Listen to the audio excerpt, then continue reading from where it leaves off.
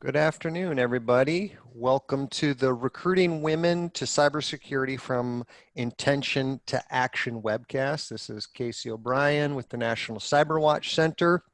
I want to welcome you all on this Thursday, June 11th, 2 p.m. Eastern Time. And just a couple items of business before I turn it over to Donna Milgram, our presenter today, and that is video is not necessary. Donna is gonna use her video. You should be able to see her, and everybody's doing a great job so far of keeping themselves muted when not asking questions. And speaking of questions, we will leave 10 minutes at the end for questions, and you can go ahead and use the Zoom group chat feature to type your questions, and I'll be watching for those questions. We've been running this webcast series for about 5 years now. It's the last Thursday of each month, runs for an hour at 2 p.m. Eastern Time. We record them. We archive these on our YouTube channel, and so it is being recorded right now as I speak. And what will happen is once we clean up the recording and post to our YouTube channel, then using the same system that you use to register for this event, we'll send an automated email that will let you know that the recording is available and you can go check it out. Our next webcast will be July 30th, same time, and it's going to be on neurodiversity in cybersecurity, and it's going to be with Diane Delaney from IBM. So today's webcast, produced by the National CyberWatch Center. I'm your moderator, and we have your presenter, Donna Milgram. She is the founder and executive director of IWITS, the National Institute for Women in Trades, Technology, and Science. And I'm gonna, before I turn it over real quick, I'm just gonna stop sharing and pull up a different slide deck. So just give me about 13 seconds here to jump over. While you do that, I just want to welcome everybody and say that you can probably see that I have this cast on, and my story, and I'm sticking to it, is that it was a ninja move, and you should see the other gal. Great. Okay, are you seeing your slides now? I am. Perfect. All yours. Okay, great. And I appreciate it. Casey is going to advance the slides for me. So hello, everyone. I want to thank everyone for showing up for this telecast today because you care about increasing the number of women in cybersecurity. As you know, my name is Donna Milgram. I'm Executive Director and founder of the National Institute for Women in Trades, Technology, and Science. And I am so excited to share with you the secrets that have enabled colleges to dramatically increase the number of women in their classes, and in many cases, as little time as 1 year or less. I am going to answer your questions in the last 10 minutes, and you'll have both the opportunity to have them answered. I can hear you if you want to unmute yourself, and also via the chat feature. Now, at the very end of this telecast, I have a free gift for you that is normally only offered as part of my WomenTech Educators Training, but you have to stay through till the end and also do the evaluation in order to receive it. So make sure you stay till the end.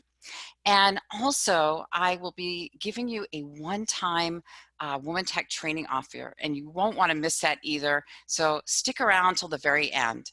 Okay, next slide.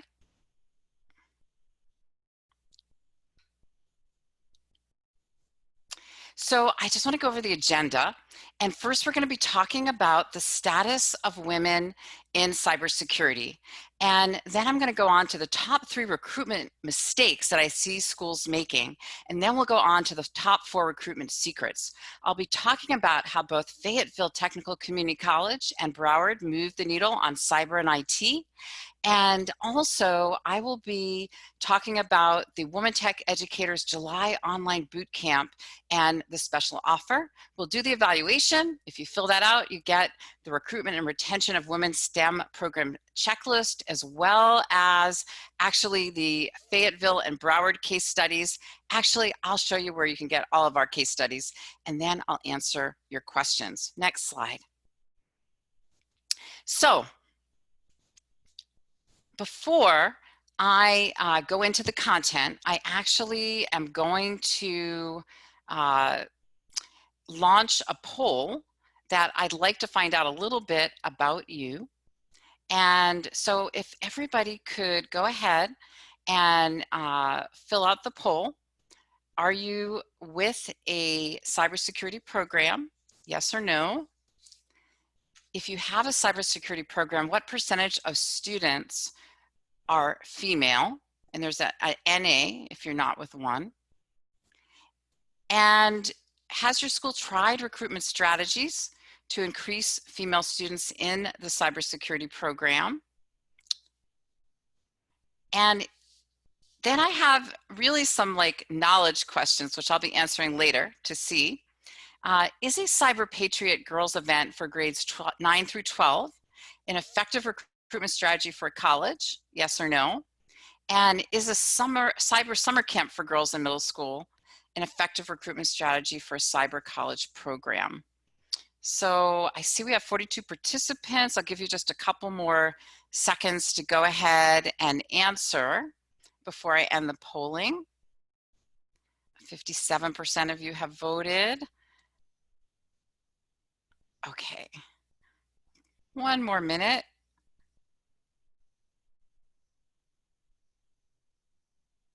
Okay. Okay, we've got 72% of you. So I'm going to end the polling and then launch the results so that you can see it. So everyone should be able to see the results here. And let me just go through it. Are you with a cybersecurity program? 79%, yes. If you have a cybersecurity program, what percentage of students are female? And I'm seeing that, okay, 48% of you said 10% or less, not surprising, that's why you're here. 21% said 11 to 20%, doing a little better. And 3 of you said 21 to 30%, 31% or more, awesome, and NA to a bunch. Has your school tried recruitment strategies to increase female students in its cyber program? 24%, yes, great. 41% no, that's why you're here, and 38% not sure. Is a Cyber Patriot event for grades 9 through 12 an effective recruitment strategy? 90% said yes. You'll be interested to see what I have to say. Is a cyber summer camp in middle school effective for a cyber college program? 97% said yes. Okay, thank you so much for taking that poll. We've all learned a little bit more about each other. I am just going to tell you a little bit more about me, and then we're going to launch right into it. So next slide, Casey. I have been the principal investigator of 5 National Science Foundation funded grants, including the WomenTech project, which was highlighted by the National Science Foundation for demonstrating significant achievement in program effectiveness and chosen as one of 3 model projects by the American Association of University Women. And what I care most though, and I have a number of other women in cyber credentials, which you can see there on the screen. But what I am most proud of is actually some of the results that I have gotten with schools that I've worked with. And I actually currently have 15 case studies on our website. 10 of them I wrote up towards the end of last year from schools that I've worked with. And next slide. So here we can see Fayetteville Technical Community College, and I did a training with them last year, and they went from having, 12 women to 22 in just 5 months. And also the number of men, I am having some problems on my end with the slides. Just give me a second.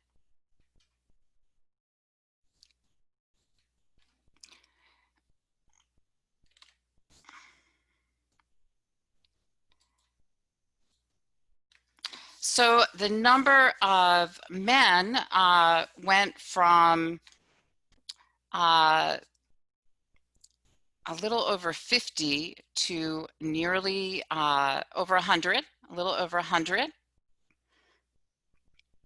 And on the right, you can see there is a video, and I'll be sending you information tomorrow, and you can take a look at the video, and it actually includes information about their strategies. Next slide. Also, I worked with Broward College, and that was for both initially, we worked on computer networking, and in just 5 months, 1 semester, they went from 5 to 15 women in networking. And then they decided to roll it out across their entire CS IT department. And they went from having they had 77 more women in a year's time, and the number of men also increased by 258. Next slide.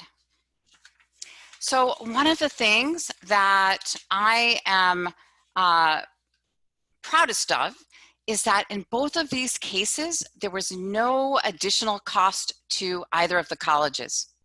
And one of the things that's very important is that when the schools that I work with via the WomenTech trainings come up with strategies, I want to make sure that they're going to be sustainable and scalable. So there was no additional cost to either Broward or to FTCC.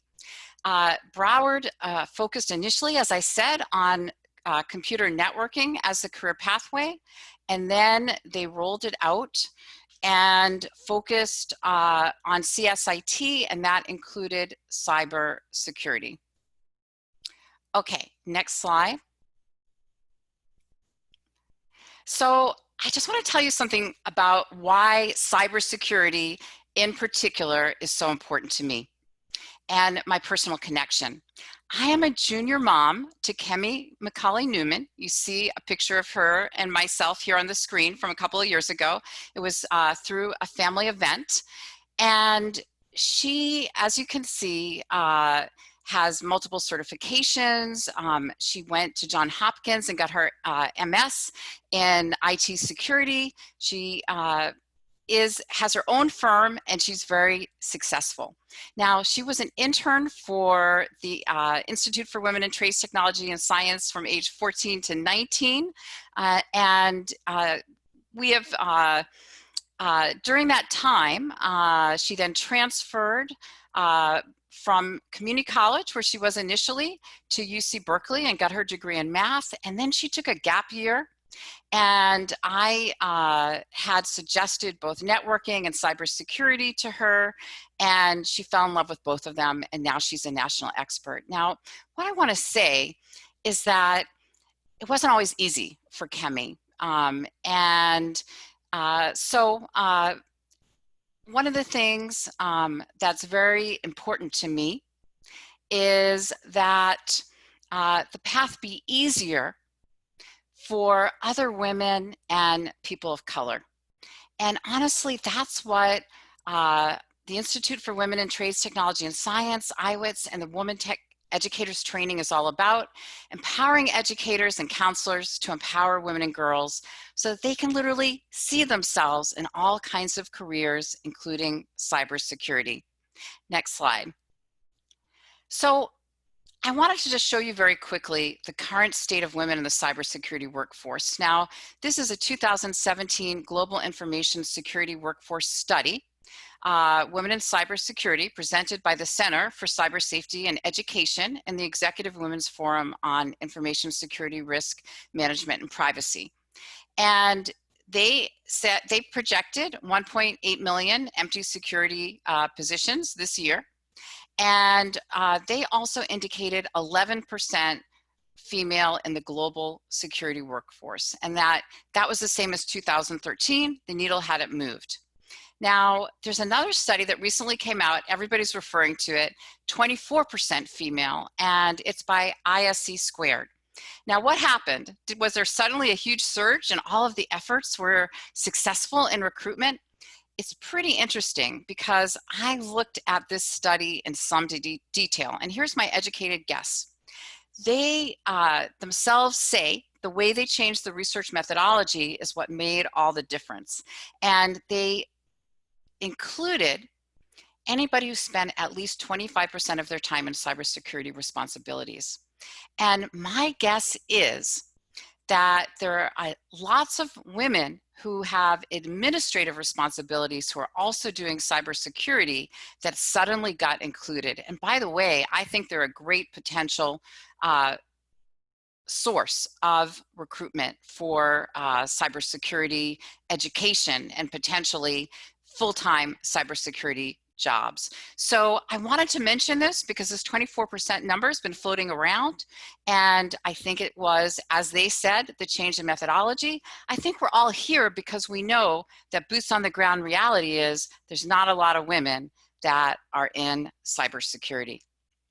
Okay, so I'm going to launch now in the meat of this telecast, and next slide should say recruitment.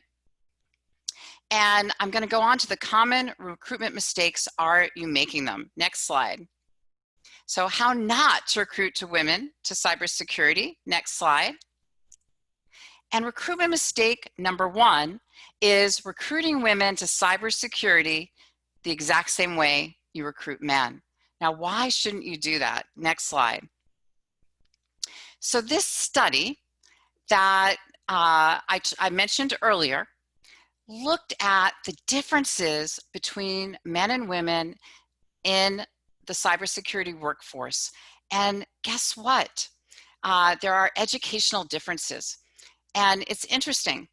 48% of the men hold computer and information science degrees versus only 42% of the women, a 6% difference. In engineering and engineering technologies, 21% of the men hold that undergraduate degree versus 15% of the women, much less. So in the aggregate, undergraduate technical degrees are held by 70% of the men, but only 56% of the women. And interestingly enough, overall, women have more IT security certifications than men, and I'm going to guess it's because they have to prove themselves even more. But you can see on this slide that 20% of women are in social sciences and history, for example, and we also have 13% in business. So they're coming from different places. Next slide. And this slide also shows some of the differences at the director level position. And it's not uncommon to see women with a wide variety of educational backgrounds in cybersecurity. Next slide. And when we look at the most recent data on percentage of women awarded degrees in CS and engineering, we can see that they are still a pretty small percentage. Engineering, 21% BS, 15% AS, 19% for BS in computer science, 21% in AS. So if we ever want to move the needle and get more women, then we need to look in other areas besides these technical degrees. So again, if we're looking in the same places that we're looking for men, and that's how we're recruiting, then we're going to miss out on the many women that are coming from different areas. Next slide. Now, the other part of not doing the same thing as we do for men is the images when we recruit. Now, I just did a quick search yesterday and put in cybersecurity programs at community colleges. And so I came up with these pictures. And I want you to put in the chat if you think that these pictures would be appealing to women. Yes or no? Put it in the chat and let's see what you think.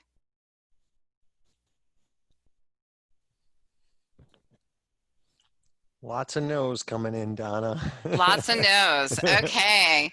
Well, and most of what I saw, quite frankly, because I looked at more than I put up on here, was like rows of data, and this is not going to be that appealing to most women. Of course, the bottom left is a picture with a guy. Now, we do have a picture with a woman on the bottom right, but you can see there's like 7 guys in the photo, and she doesn't look too happy, at least to me. And so, again, this might work to recruit males, but it's not going to work to recruit female students. Okay, next slide.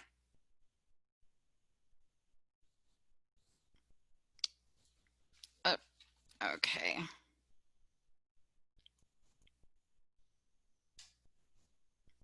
So recruitment mistake number 1 was recruiting women to cybersecurity the same way you recruit men. The second mistake is focusing recruitment efforts on middle school girls. Now, this is really going to surprise you because of the poll results. Let me tell you a little story. So I got a phone call from a dean of an engineering school in a 2-year college. And he said to me, Donna, I'm so committed to having more women in my engineering program. And for 10 days, I've been giving this Women in Engineering Day.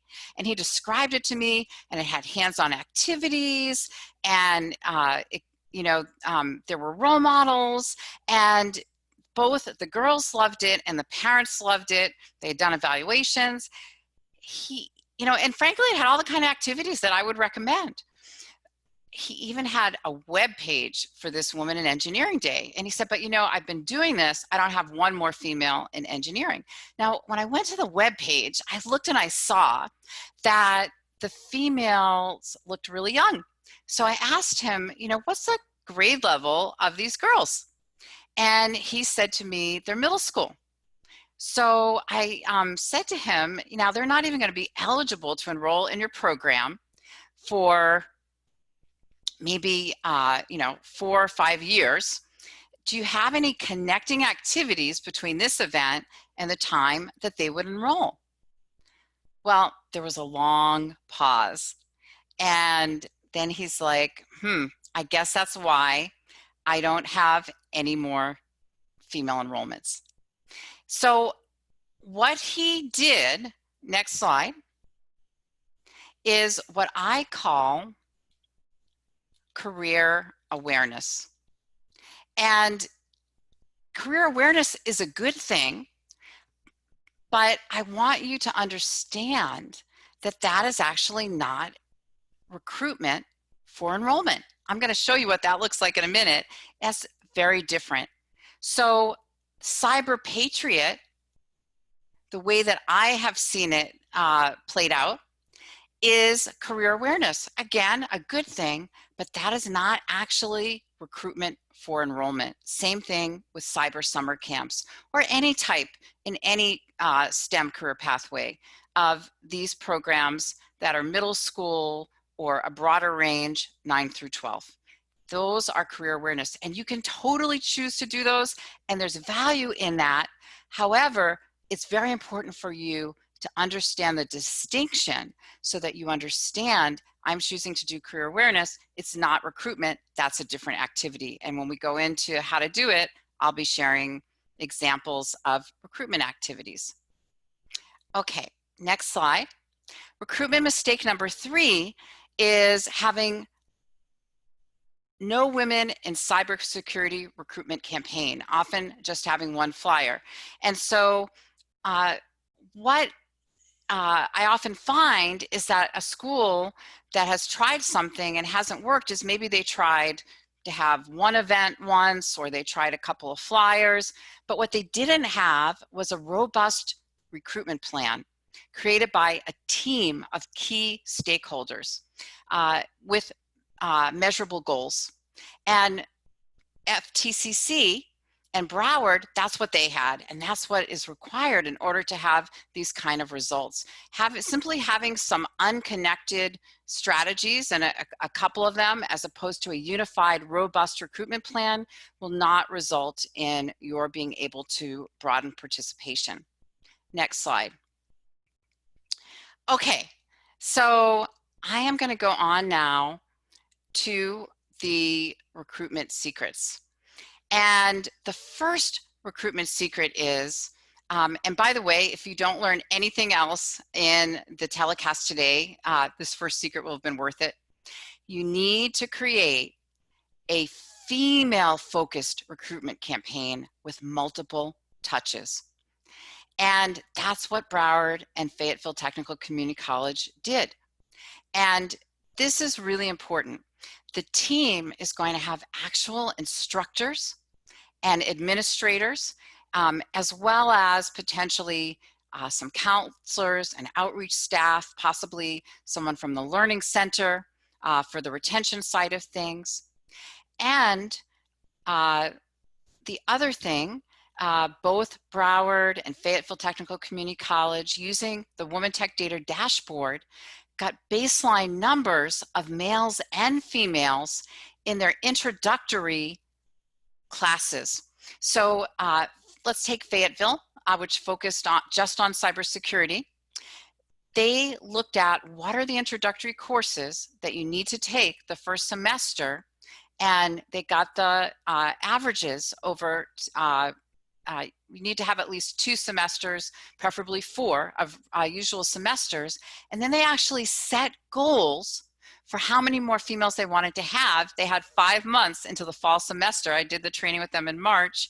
And then their strategies mapped to those introductory cybersecurity courses.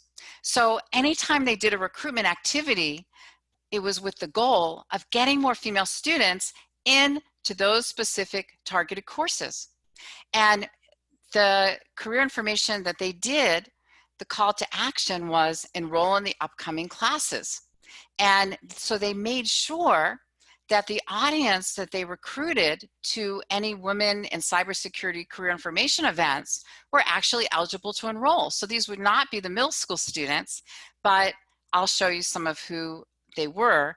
So they used the plan template that's in the WomenTech training, and then mapped all of their strategies to these courses and then that way they could measure easily the before and the after. They also received, as part of the training, plan feedback on their plan from myself, the trainer, and that helped improve the plan even more, so it was fully vetted. Okay, next slide.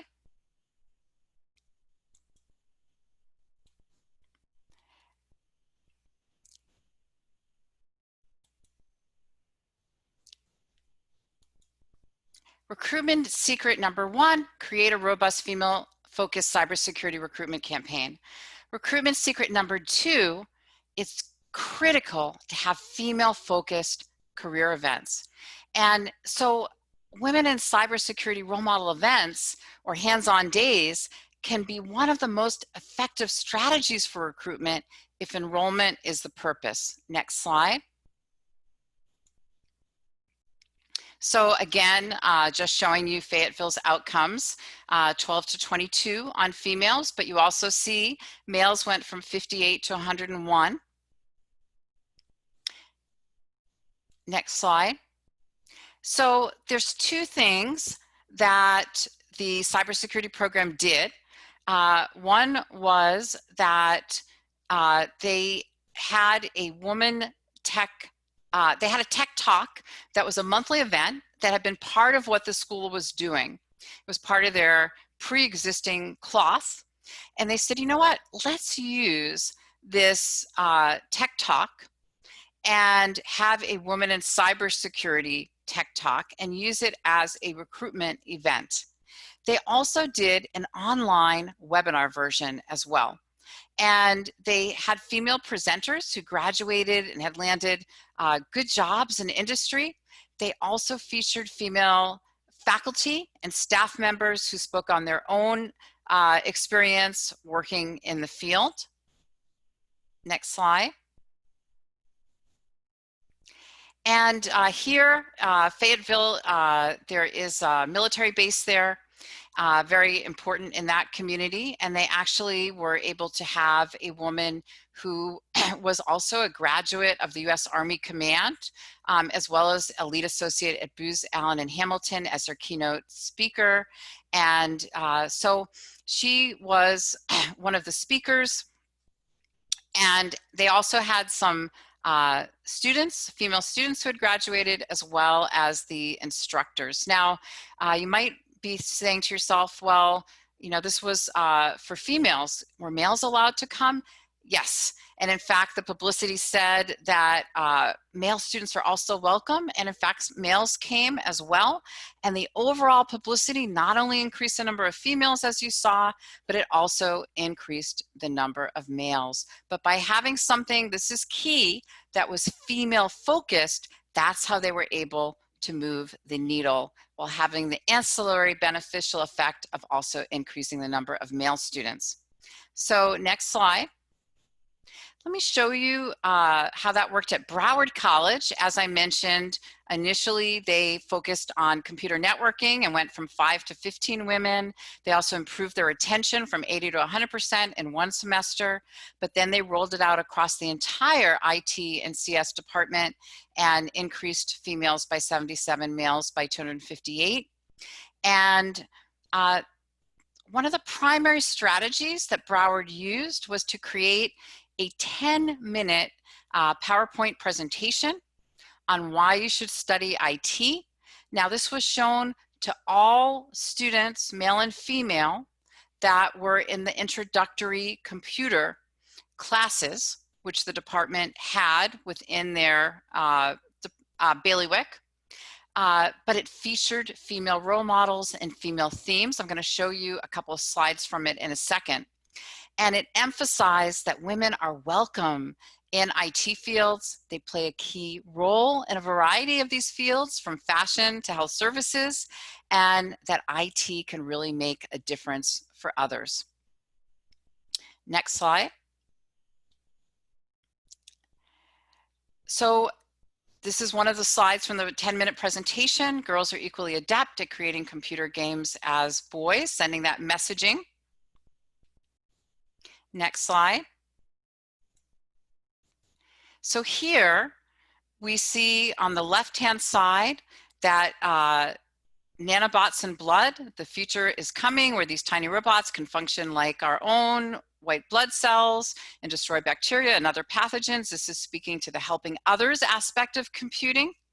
And on the right-hand side, we're seeing a virtual hospital experience, helping orient a potential patient to feel more comfortable. Again, the helping aspect of things.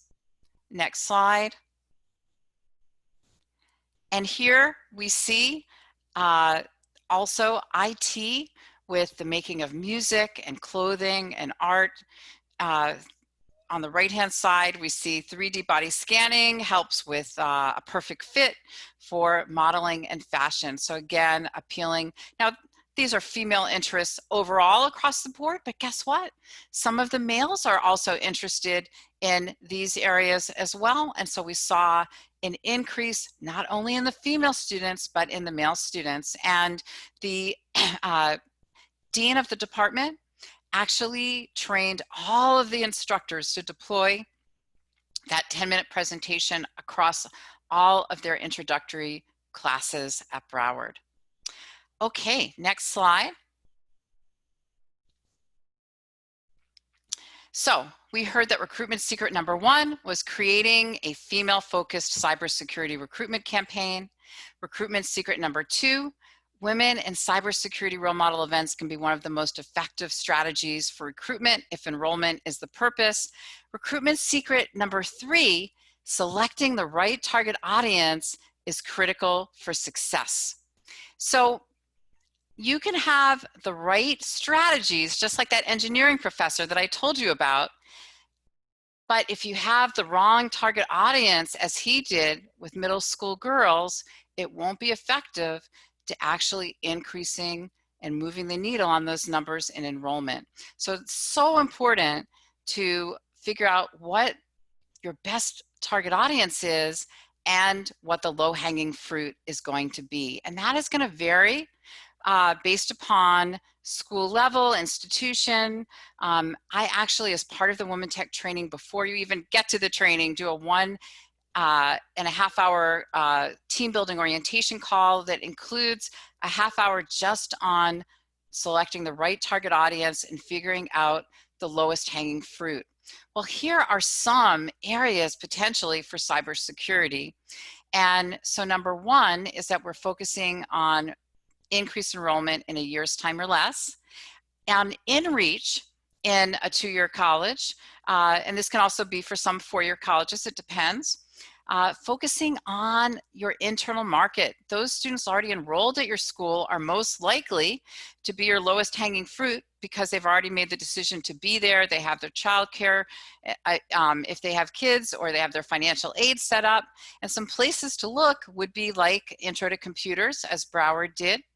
Could be web design, could be criminal justice, could be nursing. I've had some schools have success because those are highly impacted programs. Not all the prospective nursing students can manage to get in. And then I mentioned to you the many women who I believe are in maybe executive assistant or administrative roles that end up doing cybersecurity. So business administration is a possibility. Looking at outreach, women retiring from the military and law enforcement, potentially young women in ROTC, probation officers that are retiring, and again, women in administrative and secretarial roles who may actually already be doing this as a portion of their job. You want to, again, focus on the low-hanging fruit that's going to actually bring you some increases next semester. And again, part of what works in the WomenTech training, education, and coaching system is focusing narrowly, not broadly, so you can have some actual results with these courses. Okay, next slide.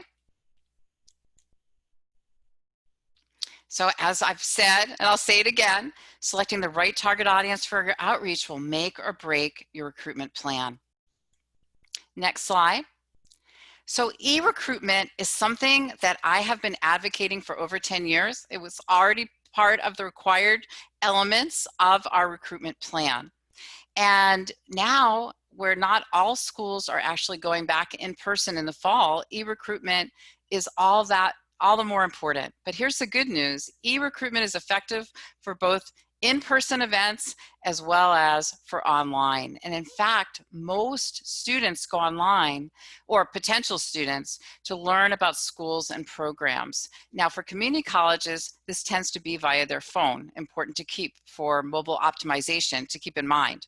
So some types of things that you can do is have a Women in Cybersecurity webpage, have email blasts in a campaign format for recruitment, use Eventbrite, do an online recruitment event, as some of our schools have done, potentially using Facebook to help drive students to that event.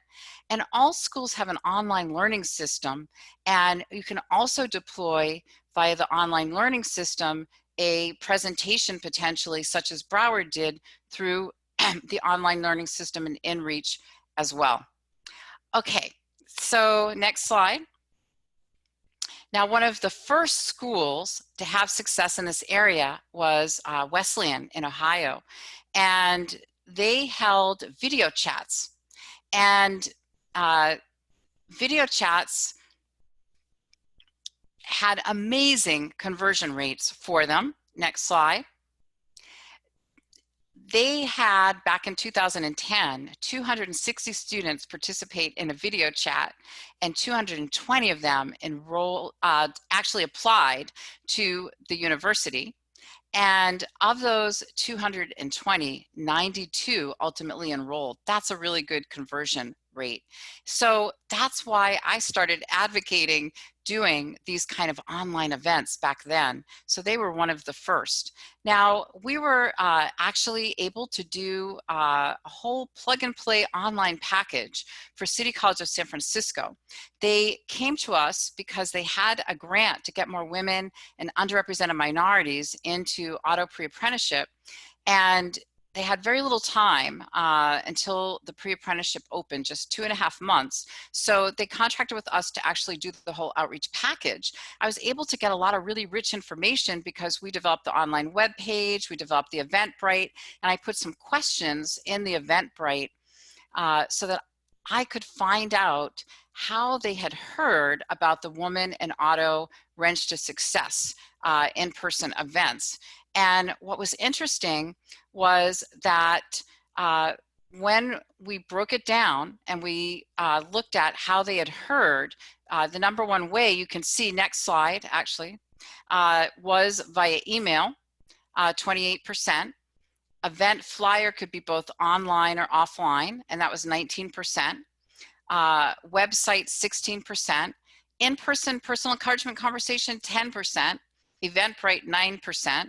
A presentation, 9%, Facebook, 6%.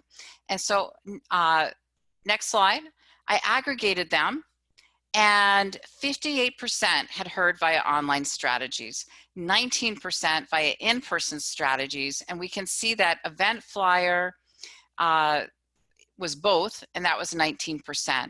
So having online recruitment has always been a critical part of things, and here's some evidence when we actually were able to ask, how did you hear, that the vast majority were hearing online.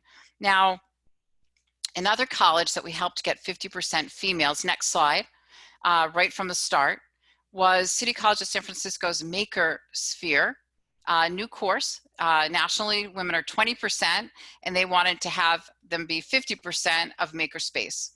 And they did, in fact, put on an online Women in Makerspace event as well as in person. So that is something that I'm definitely going to be advocating right now. Next slide. Okay, I am very quickly going to also share with you some retention secrets, because we've also really helped schools on the retention side. This slide is from a biotech manufacturing program that went from 50% retention of both male and female students to 100%. And so this bonus slide, very quickly, is that it helps to boost student confidence in their ability to learn whatever the career pathway is. So having activities that actually boost the student's confidence from day one is part of the retention plan. The other piece is helping students overcome their fear of math, collaboration and teamwork, and also teaching technical content in the context of real-world situations. And finally, they checked in on the female students with a welcoming conversation that they learned in the WomenTech training. Next slide. Now, some of you are wondering, hey, we're a four-year college, will this work for us? We have done some work with four-year colleges. Purdue's one of them. They went from 539 women at baseline when we came in and did training in 2014, and they went to 676 in 2017. Next slide. Okay, so I want to just tell you briefly about the WomenTech Educators Training and Coaching System, and then we are going to go to the evaluation, and then I'm going to answer your questions. So we have a boot camp coming up in July, and there are both recruitment and retention pieces, and I want you to have results like you've heard about. And those schools went through the WomenTech Educators Training and Coaching System. And the time investment is, for both recruitment and retention, is 22.5 hours. It's a team model. The team is 6 to 10 key stakeholders, actual instructors and administrators from the program, and as I mentioned, potentially outreach staff, learning center staff. As part of the program, I can help you come up with, and we have good content about potential team members. And as you can see, the first thing that you do is I do a virtual team building event and work on helping you figure out the lowest hanging fruit in a 1.5-hour call with the team and just that team before the training itself. Then the recruitment training is 2 half days, 4 hours each, back to back. And then the retention is the same, 2 half days. After the training, I then do a plan feedback call where I go over the plan with you, talk about how you can strengthen it even more. I record the call, send you a transcript, you resubmit the plan, and I give you one final round of feedback. First on recruitment, 1-hour call, then on retention, a 1-hour call. You get an additional hour that is to help support you through implementation. For example, with FTCC, I helped them come up with the agenda for their Women in Cyber event during that support for implementation call. You also get an unlimited email support. So they emailed me and said, hey, they had used our templates for the flyers and emails, but hey, Donna, we just want to check in with you about this. And it was interesting because initially they used a historical woman from like the 1890s. And I said, no, we need to have a contemporary woman. So I was so glad that they were emailing me so I could give them feedback in real time. And then they got a contemporary woman. And then 6 months after the training, you do a presentation call with the other schools and talk about what your results are, and the other schools give you feedback and also help. And so that is the training and coaching system. Now, here's where, next slide, the special offer comes in, which is I have a training coming up, and there are only 4 school teams allowed. And the training is the 2nd and 3rd weeks of January. And I think I managed to only get the, okay. I only managed to get the retention dates on here, the 23rd and the 24th, but the week prior is recruitment. Now retention is optional. You can choose just to do recruitment. I have a special offer for those of you who fill out the evaluation, which is if you register by June 19th, then I will do an extended plan feedback facilitation for you, and I'll actually do the writing up of the plan and send it back to you on recruitment, just the recruitment plan. So if you're interested in having me actually write up the plan, then stick around, fill out the evaluation, which we're going to go to right now. And Casey, if you can just put the URL for the evaluation in the chat. Done. Great. Okay, so if everybody can open that up, and you want to go ahead and rate the webinar telecast, and then what was most useful about this session.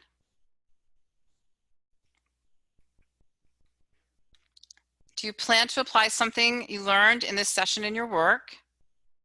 Oh, by the way, you need to fill this out in order to get the Women in STEM Recruitment and Retention Strategies 4-page checklist. So hope you're doing it. Do you plan to apply something you learned in this session in your work? Would you recommend this webcast to your colleagues? Then tell me what your biggest challenge is when it comes to increasing the number of women in your cybersecurity program.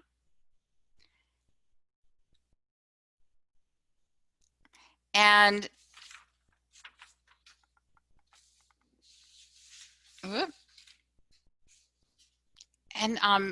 Casey, if you can go on to the next slide. Go on to the free gift slide. So let everybody finish filling out the evaluation. Can you please, Donna, say again, where do you find the evaluation? It's in the chat. Casey put the link in the chat.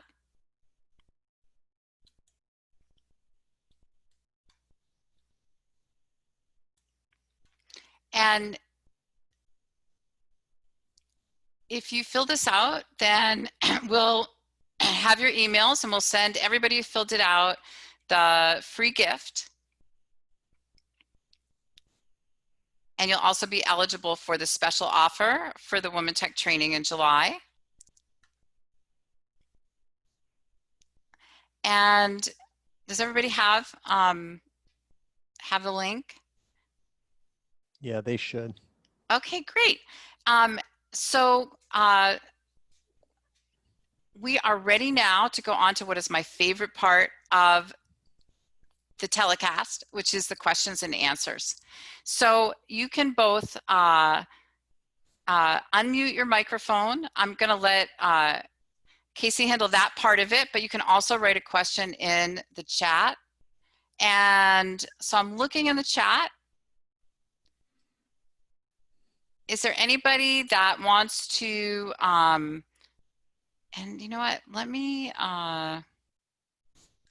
bring over so I can see everybody,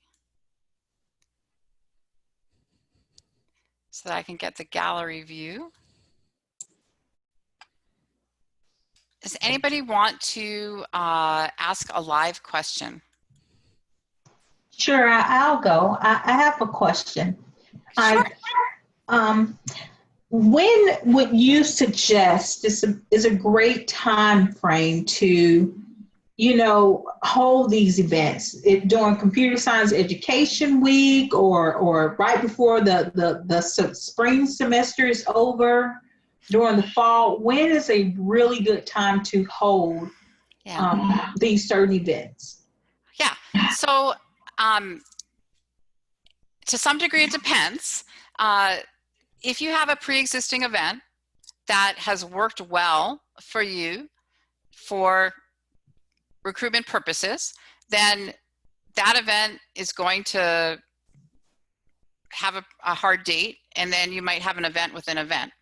But if you're holding a standalone event, then you want to hold it ideally at a time in which registration is open. Because what I recommend and have the schools that I work with do is literally have the ability for students to register on the spot. And with the tech talk that I mentioned, they actually had a student register right on the spot. I've had schools have like counselors on the ready to seal the deal. That's fantastic. Yeah. So make sure though that registration's open, because if not, then you have to recircle back with everybody and you lose some people. Yes, thank you. You're welcome. That's a great suggestion, right? Make sure that you've got somebody from enrollment services there with you. Yep. Next question.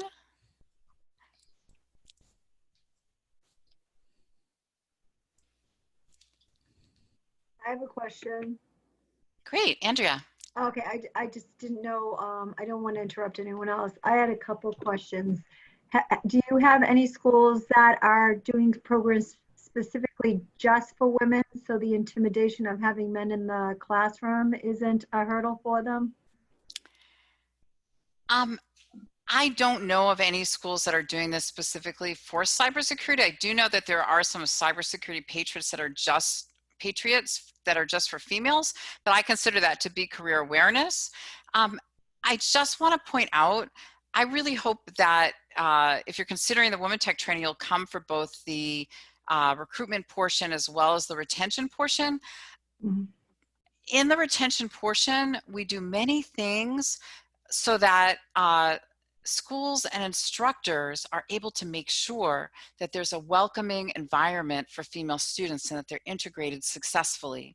And so our whole viewpoint and bias of this organization is to actually integrate them successfully in co-ed classes, because frankly, that's the only thing that's going to be scalable. And so that's why there's a welcoming conversation.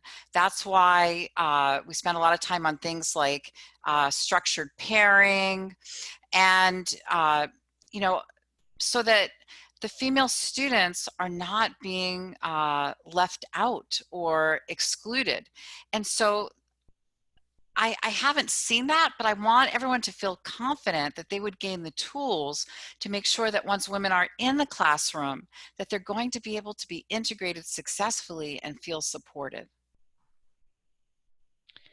Excuse me, if I might say, I'm actually a student. My name's Sarah Pierce, and I'm actually a student in a it's computer forensics and network technology. And Oh, great.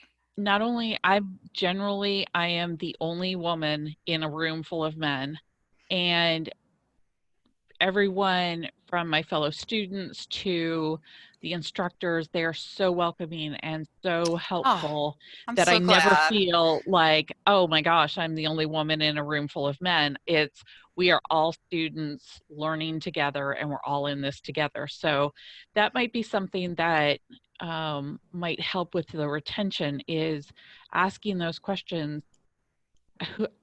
Is it a supportive environment? And if it's not, what can we do to make it more supportive? So that's just my personal experience. Sure. And, Sarah, I am so glad that you are feeling supported, even though you are the only woman.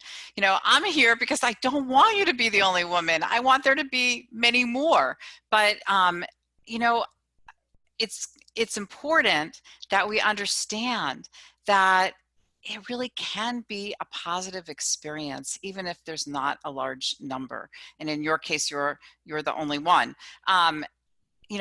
Our goal is to have a situation where you have a lot more company. That's my goal. But I'm so glad to hear that you're having a positive experience. Pam has her hand raised. Pam, go ahead if you'd like. Yeah, my name's Pam Schmeltz. I'm with Ivy Tech Community College in Indiana, and I'm the statewide lead chair for our cybersecurity program. So this has been really interesting, but one thing that frustrates me, and I think Casey has heard me say this before, is it makes me crazy that everything is computer science. It's always computer science this, computer science that. If anything was computer science, I would not be in IT today. So I would like to see the computer science verbiage disappear or become minimalized and use a more generic information technology term.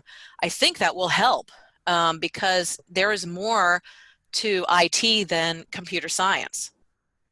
Yeah, and I think that harks back to some of the slides that I showed early on about women who currently are in cyber, and that we have a much higher number of women coming from varied backgrounds. So, that really just reinforces that you don't have to come from a CS background in order to be in this field and have success. Actually, I'll just share with you that one of my really close friends, she actually is an IT security audit. She's got multiple certifications. She's 2 credits away from getting her master's degree. And she was that woman who was in admin whose supervisor said to her, I think you can do this. And she went ahead and, now she is actually being actively recruited by multiple employers. It's interesting. So yeah, you don't actually have to have a CS degree. Well, my point too was on that, please.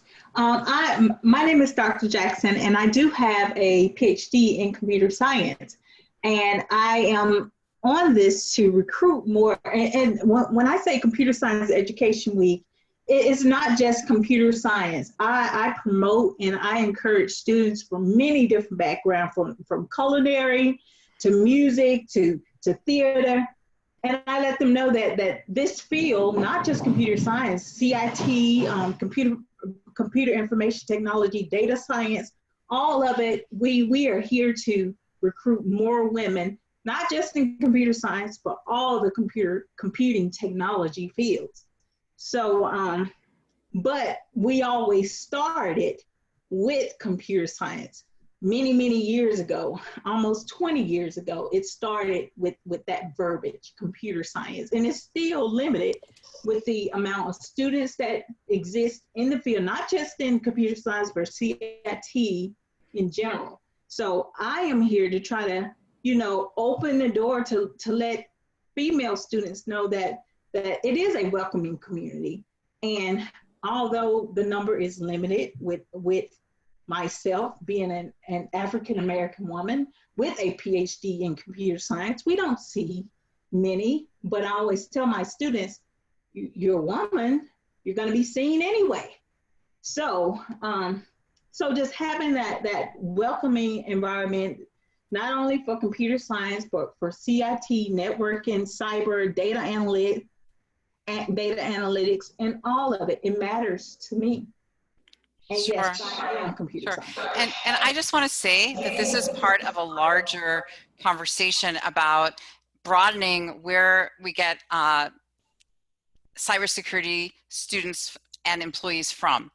What the WomenTech training does, again, we dedicate time just to target audience. And often I find that we're looking at places to go that are not usual for the school. And that's really important because in order to broaden participation, we have to go to what's not already being done, to broader areas. And that's what's so critical. And of course, what my focus is making sure that we can do this in preferably 1 semester, 2 semesters at most, because I want to see schools broaden participation in a year or less. And with that said, I really hope I'll see some of you in the WomenTech training, and I will send you the full dates tomorrow, along with those of you who filled out the evaluation, along with the checklist tomorrow. And I am really excited to have all of you here for this full hour. I want to thank Casey and the National CyberWatch Center for sponsoring this telecast, and I am looking forward to connecting with all of you in the future. Thank you so much. Thank you, Donna. Thank you. And for all the participants, Donna, thank you for being a stand for, specifically as it relates to this discussion, gender diversity in the field, and just for the work over the years and your leadership. And thanks to all the participants for the good questions and joining us. And check your inboxes for future webcast invitations. As I mentioned at the top of the hour, once this recording's been cleaned up a little bit and we post our YouTube channel, we'll send out an email using the same system you use to register for the event, letting you know where you can access the recording. And thank you for all you all are doing to keep yourselves and your family and others safe and healthy. And we'll see you next time. Take care. Thanks, Casey. Bye-bye. Thank you very much.